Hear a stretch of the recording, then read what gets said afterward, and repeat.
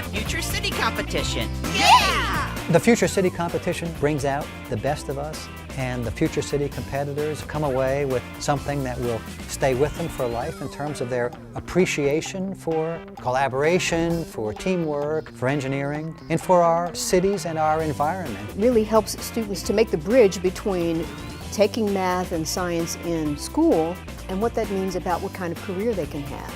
Before I came into the Future City competition, I wanted to be an architect, but now that I've been through, I've seen that instead of just designing one building, you can design a whole city. We created a city that really could exist in the future. We had our ideas, then we designed our future city using SimCity 4 software. The work is done in 3 dimensions. It's interesting, it's visual, the gratification of seeing something built and participating, but it's also fun to work on a computer. And they come up with some really innovative solutions. Then we built our model using recycled materials. And it can't cost more than $100. And then it's all about teamwork. One of the most powerful things that Future Cities does is teaches students at an early age about teamwork and collaboration.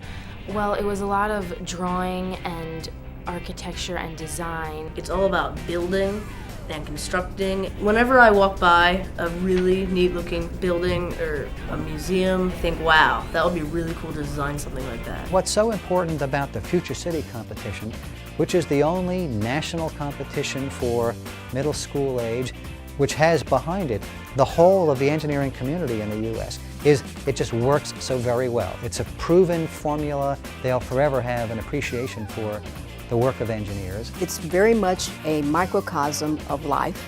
It's very much a microcosm of what it takes to be successful in companies like Shell. This is WB2 News. Some Colorado middle schoolers say they have the ideas of the future.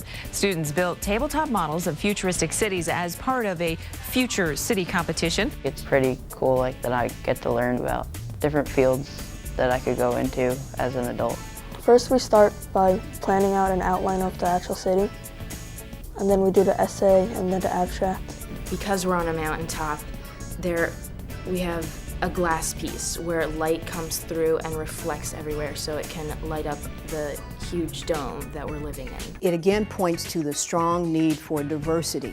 Diversity is not just about whether there are men and women on the team or whether there are different ethnicities on the team, but it's also about diversity of thought. I recall the first year that a team of 3 girls won. It had to do with the coastline of New Orleans and their concern about the coastline. So they sited their city and a lot of its resources offshore in such a way that they could actually contribute to protecting the coastline. Now that year was just before Hurricane Katrina. It is in their hands to decide how we will live and how well we will live and how safely we will live on the way to future cities which will look like the cities that our kids have imagined.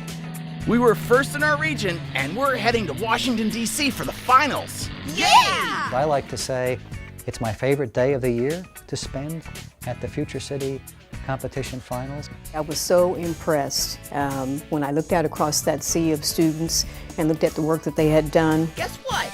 We won! Next stop, the grand prize. An all-expenses-paid trip to U.S. Space Camp in Huntsville, Alabama. It's been a very popular grand prize. The reason we do that is to help attract the next generation of engineers. I strengthen my bonds with friends because we're here every day working on a city together with one focus. Do it. If you have the opportunity, you should do it. You can do it.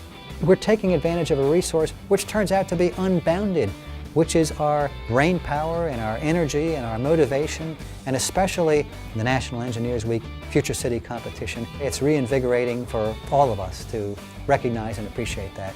Hope you will too.